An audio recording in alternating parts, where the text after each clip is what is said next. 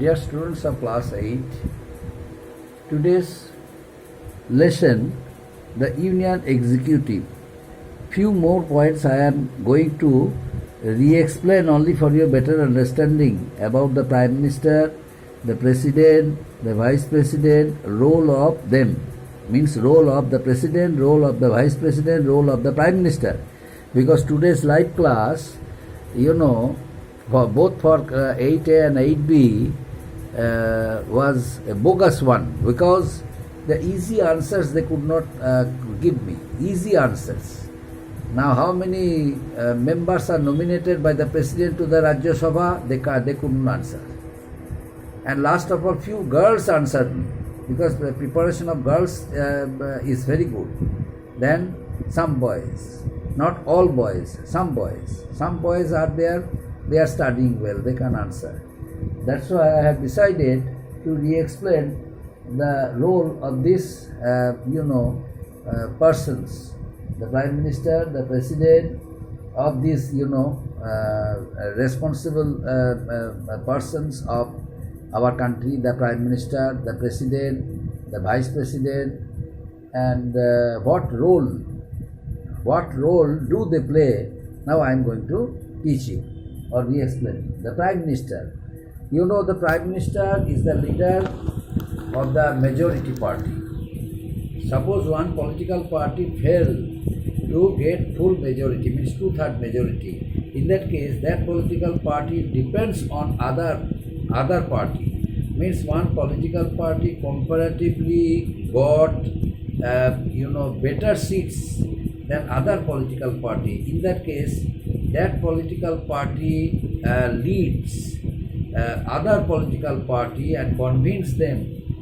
That political party convinces them to support them so that they can form a coalition government in the country. In that case, the role of the President is very important. The President calls the leader of the majority party or a party which is being supported by some other political parties, and that party is going to form a coalition government in the center. On hearing this matter with necessary informations, the President generally calls that leader, or sometimes the leader of the majority party goes to the President requesting him to let them form a coalition government in the center. So, in that case, the President, offers that very person to be the Prime Minister of the country. So, by this way, the process of making one person to be the Prime Minister of the country, especially when the coalition government is formed, the President role is very important. The Prime Minister is appointed, the President is elected by the people of the country. The people cast their votes in order to form a government during general election. Then government is formed in the center. The tenure of the Prime Minister is about 5 years, and a person can become the Prime Minister if he once becomes the Prime Minister. In that case, he or she has to shoulder many responsibilities, because the Prime Minister is not only the head of the government, he is the leader of the parliament. He has to face many questions of different political, members of parliament. And if any member fails to answer any question, in that case, the Prime Minister has to come forward in support of him, so that the respective minister must not spoil the image of the government. That's why the President plays an important role in the House of Parliament by answering all the questions of the respective members of Parliament.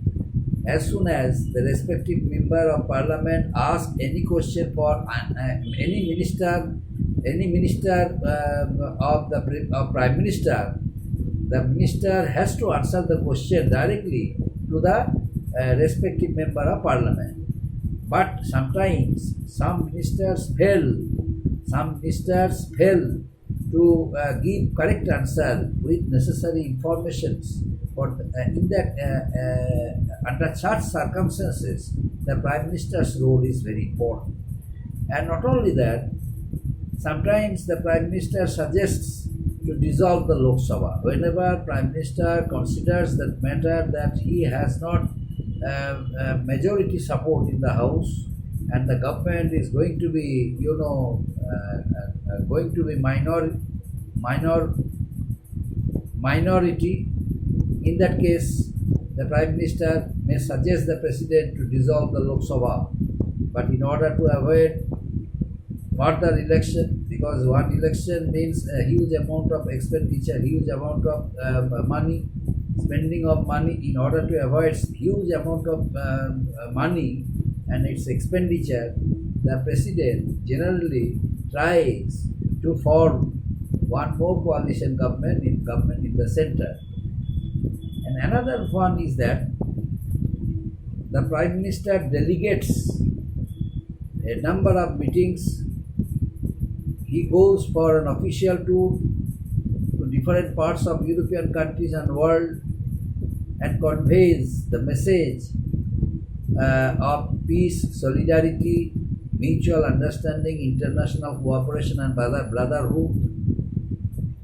And the President frames a number of policies in order to establish a welfare state, in order to provide a number of facilities to the citizens of India, for the citizens of India. He may frame a number of policies and welfare works for the country, for the growth and development in the field of industry, in the field of education, in the field of employment, in the field of health. Everywhere, the Prime Minister plays an important role for the all-round development of the country. And next one, the President. The President is elected indirectly by the votes of the members of Parliament, members of the two houses of Parliament, members of the Legislative Assembly through an electoral college. And the President's term is about 5 years. But the President can be re-elected, but it is depending on his acceptability and popularity in the state, in the country. And besides, the President, is the nominal head of the country, constitutional head of the country. No work can be done independently by the President. The President cannot do any work without being consented by the Prime Minister. The President nominates 12 members to the Rajya Sabha from different streams, like from the field of film, from the field of sports, from the field of economics, from the field of science, from the field of social science. The President chooses 12 members, 12 persons to be the members of the Rajya Sabha. Besides, the President nominates 2 members. The President nominates 2 members from the Anglo-Indian community to the Lok Sabha. The Rajya Sabha is called the permanent house because the Rajya Sabha cannot be dissolved. The President, can go for an official tour to different parts of the